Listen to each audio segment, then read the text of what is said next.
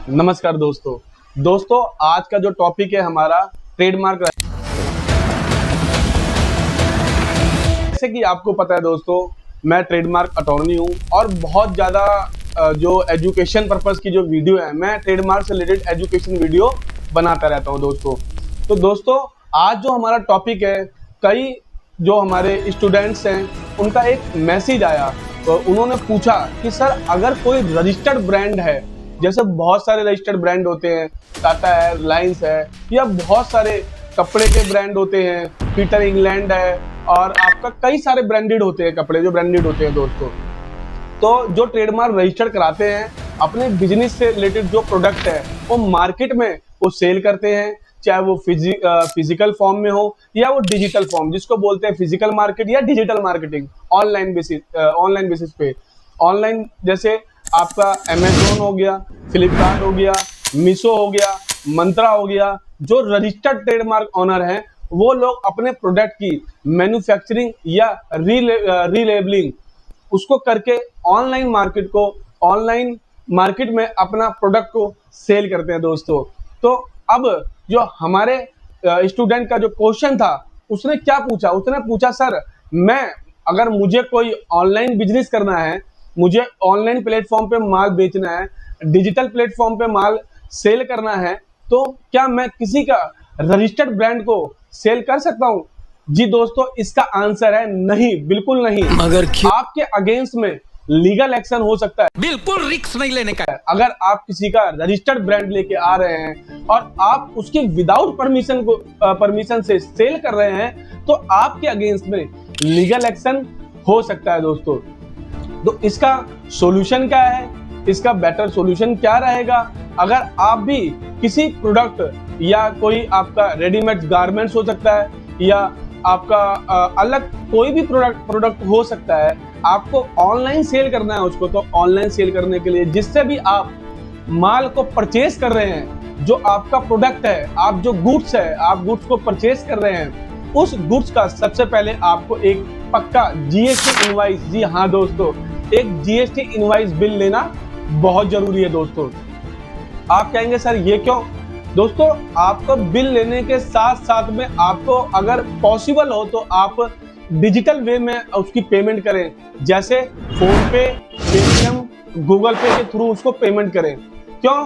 कभी कभी ये होता है जब जो बायर और सेलर के बीच में डिस्प्यूट हो जाता है, तो वो ये चीज कह सकता है कि मैंने इसको माल सेल नहीं किया, ये जानबूझ के किसी और से माल लेके या धोखाधड़ी से मेरे से लेके मार्केट विदाउट मेरी परमिशन से सेल कर रहा है। तो आपको इसका बहुत ज्यादा ध्यान रखना है। अगर आप किसी का रजिस्टर्ड प्रोडक्ट को ऑनलाइन प्लेटफॉर्म पे बेच रहे हैं, सेल कर रहे हैं, किसी भी डिजिटल प्लेटफॉर्म पे, तो आपको उससे एक पक्का बिल लेना है, जीएसटी इनवॉइस लेना है। और अगर बाई चांस 1% अगर उसने जीएसटी नंबर नहीं ले रखा है, तो आप डिजिटल वे में पेमेंट उसकी जरूर करें दोस्तों।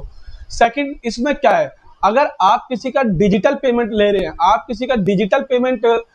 रहे हैं, तो आपको क्या करना है, उसको पे कर रहे हैं डिजिटल पेमेंट, या आप उससे रिसीव कर रहे हैं किसी से भी, तो आपको क्या करना है दोस्तों, सामने वाला जो बंदा है जिससे आप परचेज ले रहे हैं, आपको उससे एक एनओसी, जी हाँ दोस्तों, नो ऑब्जेक्शन सर्टिफिकेट, जो ट्रेडमार्क पर्पस के लिए अलग से बनता है, जिसको हम लोग आईपीआर एनओसी भी बोल सकते हैं।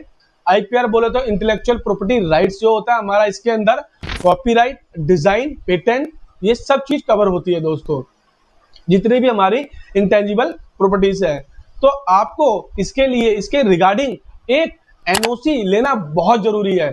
एनओसी आप अपने आप भी बना सकते हैं और सामने वाला बायर भी बना के दे सकता है, लेकिन कंडीशन, जो सामने वाला बायर है यानी जो रजिस्टर्ड ऑनर है, उसको क्या करेगा, वो क्या करेगा, अपने कंपनी के लेटर पैड पे, जी हाँ दोस्तों, अपने कंपनी के लेटर पैड पे या 10 रुपए के स्टैम्प पेपर पे वो क्या करेगा, या कोई आपके आपस में बीच में एक एग्रीमेंट भी बन सकता है इसके रिगार्डिंग, कि आपकी जो भी, आप दोनों की जो भी टर्म कंडीशन है उसमें मेंशन होगी।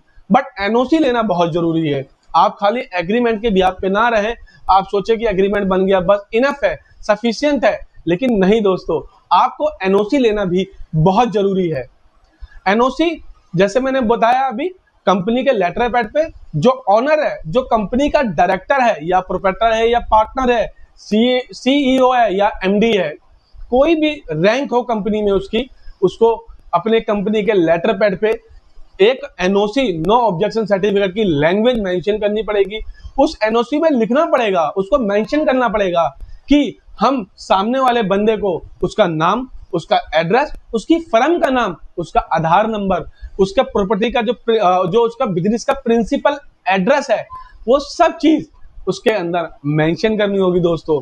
मेंशन करने के बाद उस एनओसी को जो कंपनी का डायरेक्टर या फाउंडर होगा उस पर अपनी रैंकिंग के हिसाब से स्टंप लगाएगा। अगर वो अथोराइज पर्सन है तो अथोराइज पर्सन की स्टंप लगाएगा, अगर वो कंपनी का डायरेक्टर है तो डायरेक्टर की स्टंप लगाएगा। जो भी उसकी कंपनी में रैंक होगी उसकी स्टंप वो लगाएगा।